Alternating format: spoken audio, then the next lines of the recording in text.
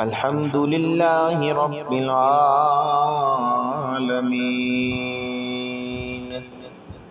अस्सलातु वस्सलामु अला सय्यदिल अंबियाइ वल मुरसलीन। अम्मा बाद फ़अऊज़ु बिल्लाहि मिनश शैतानिर रजीम। बिस्मिल्लाहिर रहमानिर रहीम।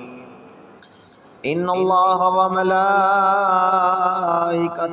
युसल्लूना अलन नबी या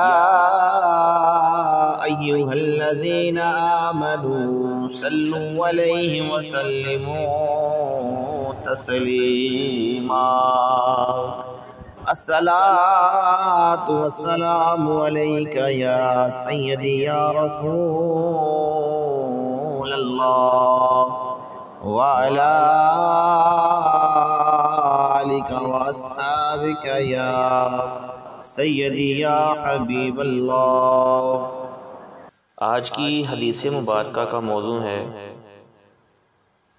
कि अल्लाह रब्बुल इज़्ज़त ने जितनी भी बीमारियां पैदा की हैं उन सब का जो इलाज है उसके लिए दवा भी ज़रूर पैदा की है। ये इस हदीस मुबारका का मफ़हूम है। लेकिन एक बीमारी इस हदीस मुबारका में ऐसी ज़िक्र हुई है जिसका इलाज अल्लाह पाक ने पैदा नहीं किया, यानी कि जिसका इलाज नहीं है। आज इस हवाले से हम इंशाअल्लाह अज़्ज़ा वजल सीखेंगे। अराबियों ने पूछा, ऐ अल्लाह के रसूल सल्लल्लाहु अलैहि वसल्लम, क्या हम बीमारियों का इलाज करें? उनके पूछने पर प्यारे आका सल्लल्लाहु अलैहि वसल्लम ने इरशाद फरमाया, हाँ